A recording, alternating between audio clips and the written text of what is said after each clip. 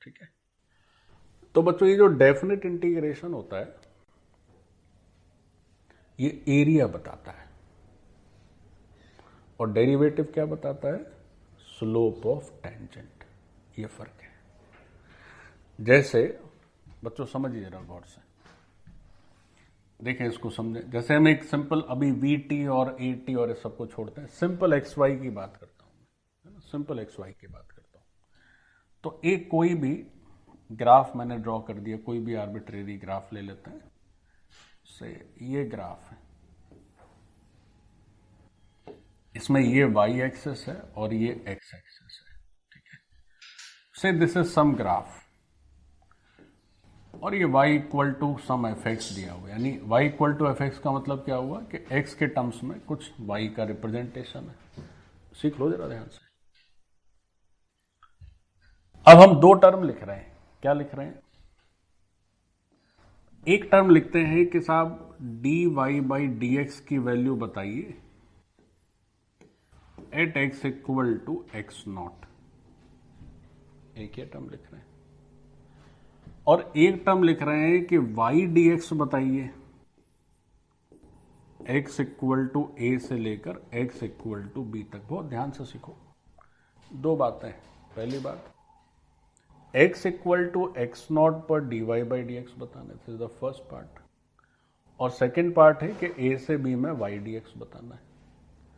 तो अगर x equal to x naught पर dy बाई डी एक्स चाहिए तो मान लीजिए ये कहीं से दिस इज एक्स नॉट, तो आप क्या करें कि इस पर एक टेंजेंट ड्रॉप कर दें। तो उस टेंजेंट का जो स्लोप है वो स्लोप क्या माना जाएगा? इसका जो स्लोप है टेंजेंट का, मान लेते हैं वो स्लोप है m। तो ये जो dy बाई डी एक्स की value x equal to x naught पर है, ये वही m है बच्चों, यानी स्लोप ऑफ टेंजेंट है। तो किसी पॉइंट पर डिफरेंशिएशन की वैल्यू चाहिए तो वो क्या है? टेंजेंट का स्लोप।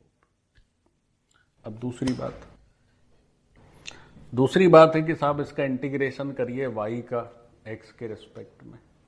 अच्छा ये भी ध्यान दीजिए कि y dx, तो y वर्टिकल है, x सामने है, तो ये y dx क्या है? और a से b में देखो इसका मतलब क्या है। अब आप क्या करिए कि मान लेते हैं इसे this is say x is equal to a,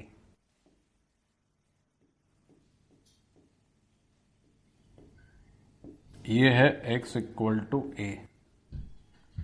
और थोड़ा आगे चलें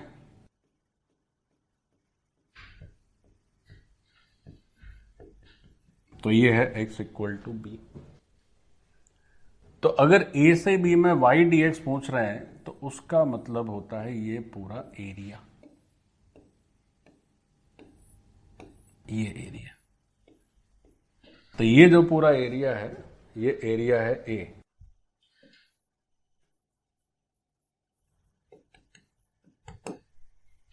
तो a से b में y dx लिखो बच्चों, या अच्छा y का मतलब क्या है?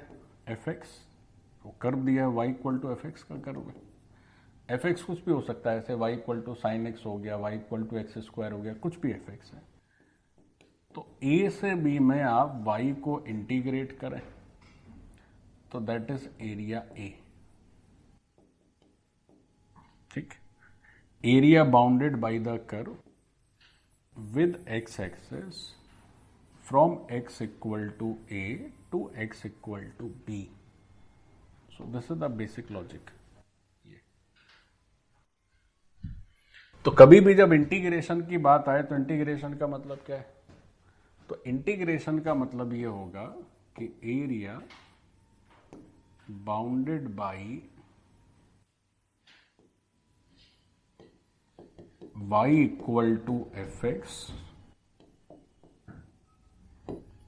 From x equal to a to x equal to b। ठीक है।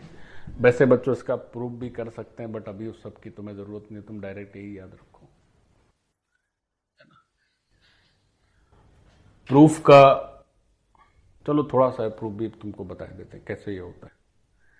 ये इंटीग्रेशन का मतलब एरिया कैसे होता है इसका तुमको प्रूफ बताते हैं। प्रूफ से पहले इंटीग्रेशन में, अभी आगे इंटीग्रेशन के भी क्वेश्चन आएंगे एरिया वाले, तो उसमें तुम एक बेसिक बात और जान लो इंटीग्रेशन से रिलेटेड। देखो बेसिक क्या है, जैसे बच्चों समझिए ध्यान से, ये जो एरिया आप लिख रहे हैं इंटीग्रल y dx या y की जगह fx dx, ये एरिया हमेशा साइन के साथ लिखा जाता है ना, तो इस बात को भी ध्यान रखना। ये जो भी एरिया है this is always with sign. अच्छा, साइन का मतलब क्या होता है एरिया में? एरिया में साइन का मतलब क्या है? मतलब है कि जो एरिया ऊपर वो पॉजिटिव एरिया माना जाएगा, जो नीचे है वो नेगेटिव एरिया माना जाएगा। तो साइन का मतलब क्या है? Area above x axis that is positive area and area below x axis that is negative area. ऐसे ये मतलब है। जैसे इसका एक बहुत सिंपल आपको एग्जांपल लेते हैं तो आप समझ पाएंगे। से आपको आज के पहले कभी इंटीग्रेशन नहीं पढ़ाया गया ऐसा मानते हैं? वैसे तो मैंने पढ़ाया बेसिक, फिर भी ऐसा मानते हैं कि नहीं साहब, या आप आए नहीं, ऐसा भी हो सकता है, आप में से कुछ लोग नहीं थे यहाँ। तो हम साइन एक्स को इंटीग्रेट कर रहे हैं और इंटीग्रेट कर रहे हैं 0 से 2 पाई में, और फिर चाह रहे हैं कि आप इसकी वैल्यू बताओ। और वैल्यू बताने में यह ध्यान रखना है कि साइन एक्स का इंटीग्रेशन क्या होता है। मान के चलिए आपको नहीं पता, आपने कभी सीखा ही नहीं, तो साइन एक्स के इंटीग्रेशन की वैल्यू हमें नहीं पता है और हमें ये इंटीग्रेशन बताना है। तो आप कहेंगे सर कैसी बातें कर रहे हैं आप, इंटीग्रेशन पता नहीं है तो कैसे बता देंगे? अच्छा, ये जरूर पता है कि साइन एक्स का ग्राफ कैसा बनता है, तो साइन एक्स का ग्राफ बनाना आता है तुमको, बट इंटीग्रेशन नहीं पता है साइन एक्स का। तो कैसे हैंडल करोगे जरा सीखो बच्चों। देखो ये y एक्सेस है, ये x एक्सेस है, ये हमारा साइन एक्स होता है 0 से 2 पाई में, ठीक है। अब हमें साइन एक्स का इंटीग्रेशन करना है 0 से 2 पाई में, तो मतलब ये हुआ कि area bounded by y equal to f x from x equal to a to x equal to b। अच्छा, विद x एक्सेस, ये भी लिखो इसमें एक term, with x axis, x axis के साथ एरिया बताना है, y के साथ नहीं बताना है। y dx का मतलब क्या हुआ कि एरिया x एक्सेस के साथ देखना कितना बन रहा है। बच्चों जरा ऊपर देखो, साइन एक्स के इस लूप का कितना एरिया है जी? ये वाला जो मैंने डार्क किया हुआ है। और साइन एक्स के नीचे वाले लूप का एरिया एक्स एक्सिस के साथ कितना इनक्लोज्ड आ रहा है? ये वाला। अब कौन बताएगा इसका आंसर क्या होगा?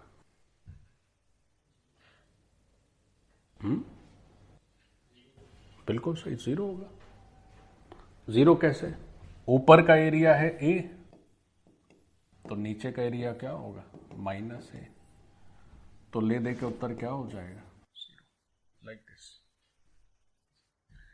तो ये जो हमारे इंटीग्रेशन वाला पार्ट है, तो इंटीग्रेशन का भी ग्राफ का मीनिंग है। तो मीनिंग है कि it gives us the area. अब ये एरिया क्यों देता है? वैसे अभी उतना परिव्यू नहीं, बट 2 मिनट समझ लो एरिया क्यों देता है।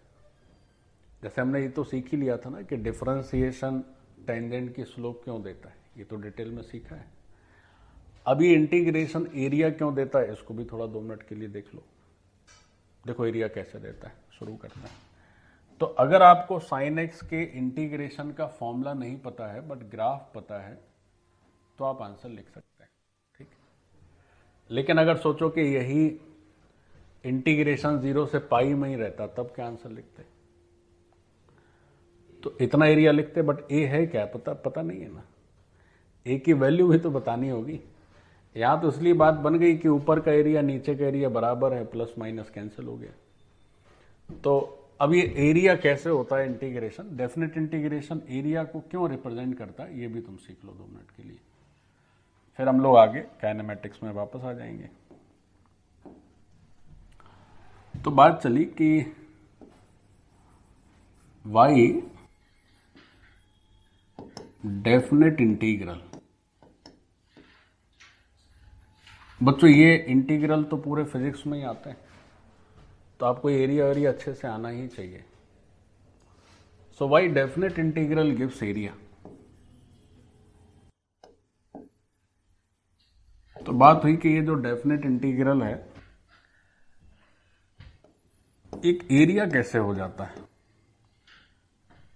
देखो एरिया कैसे हो जाता है, सीखो एरिया कैसे हो जाता है। तो ये एरिया ऐसे होता है कि मान लीजिए कोई भी हम y वर्सेस x का एक आर्बिट्रेरी ग्राफ ले लें, ऊपर y है नीचे x है, ऐसा ग्राफ हो गया ये।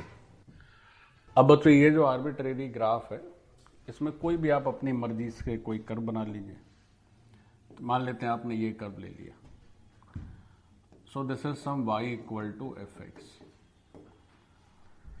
अब आप चाह रहे हैं कि इसका एरिया बताएं, और वो एरिया बताना चाहते हैं x इक्वल टू a से लेकर x इक्वल टू b में, ठीक है। तो आपसे ये क्वेश्चन पूछा गया कि ये जो एरिया एक्स एक्सिस के साथ है, ये बताइए कितना है। तो देखो कैसे करना है बच्चों, गौर से देखो।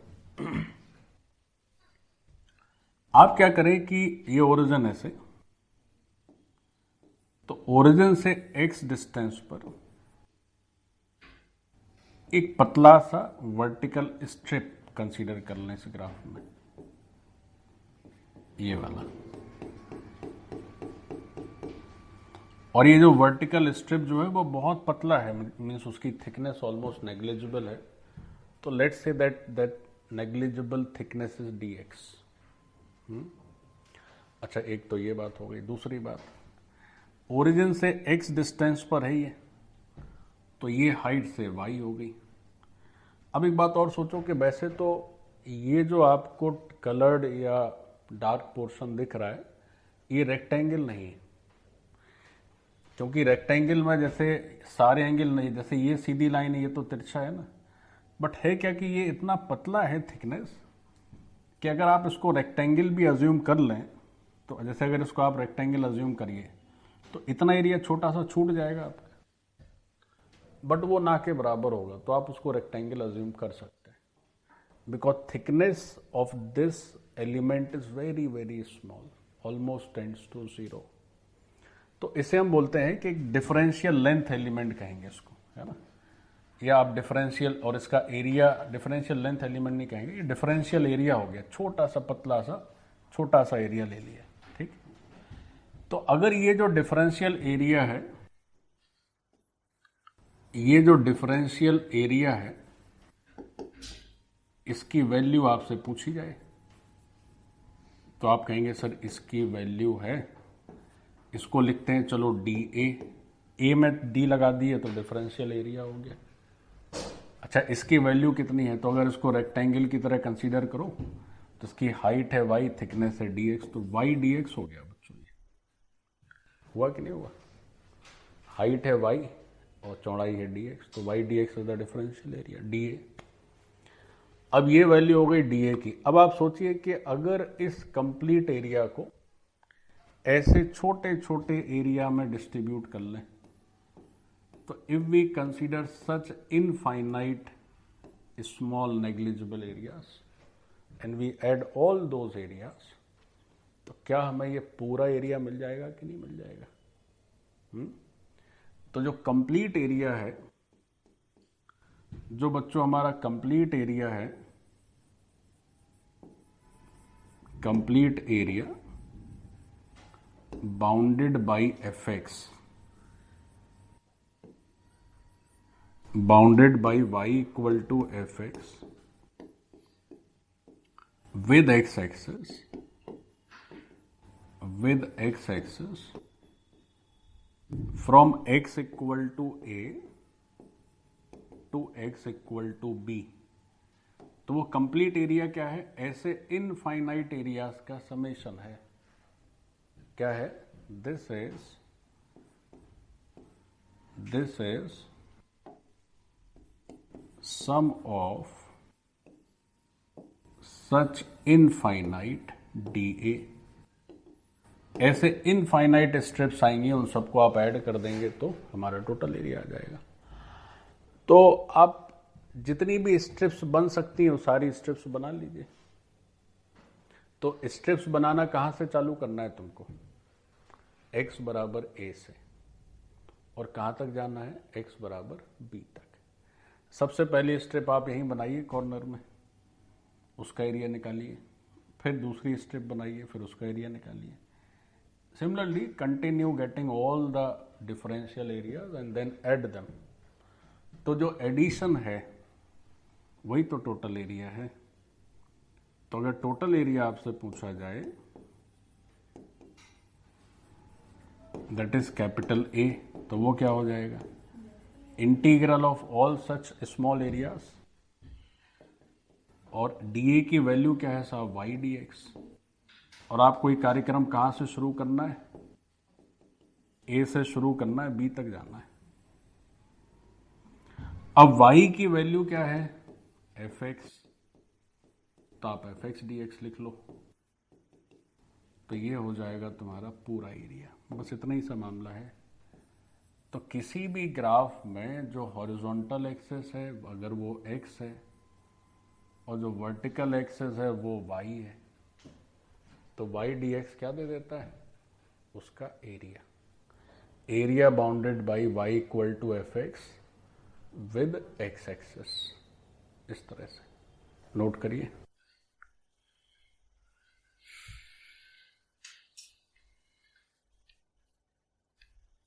Like this.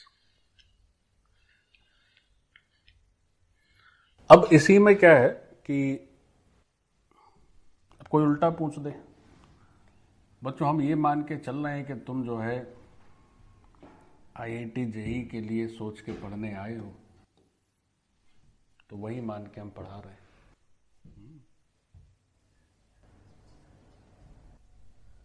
डन। अब कोई कहे कि एक काम करिए कि अच्छा ये वाला एरिया बता दीजिए, मान लीजिए से ये वाला एरिया। कौन वाला?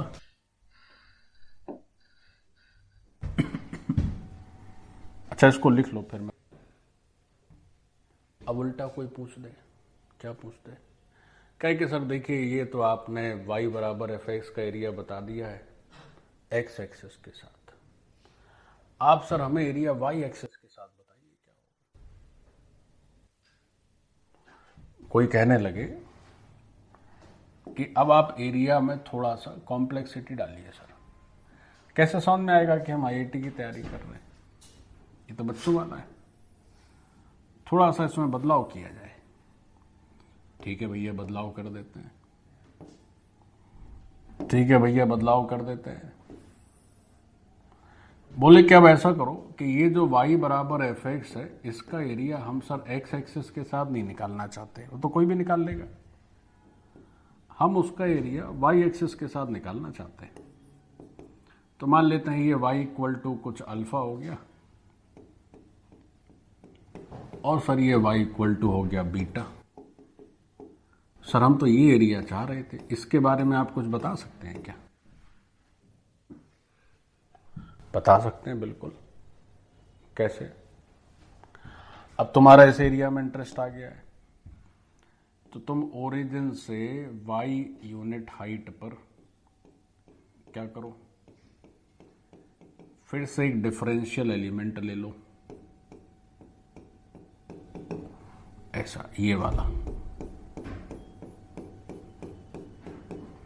अब जो इसका एरिया होगा वो तुम्हारा डीए हो जाएगा। इसका एरिया क्या हो जाएगा? डीए। और इसकी जो थिकनेस है वो हो गई dy। अच्छा आप सोचो, वो वर्टिकल था तो उसकी हाइट को y लिखा था, ये हॉरिजॉन्टल है तो उसकी लंबाई हो गई x। तो अब यहां पर जब dA करोगे तो लंबाई इंटू थिकनेस, तो वो x dy हो गया प्यारे बच्चों। अब वहां पे क्या था, y dx, तो इंटीग्रेशन x के रिस्पेक्ट में हो रहा था, तो लिमिट भी x की पड़ रही थी, x बराबर a से x बराबर b। यहां पर है x dy, तो इंटीग्रेशन y के रिस्पेक्ट में हो रहा है, तो लिमिट भी y की पड़ेगी प्यारे लाल, y बराबर अल्फा से, सॉरी ये तो खैर अभी dA ही आया है। टोटल एरिया अगर लिखना हो, मैंने dA में काहे के लिए इंटीग्रेशन लगा दिया। टोटल एरिया अगर a लिखना हो तो इंटीग्रल dA और x dy और y की वैल्यू अल्फा से y की वैल्यू बीटा, ऐसे। अच्छा अब x, अच्छा एक चीज और देखो,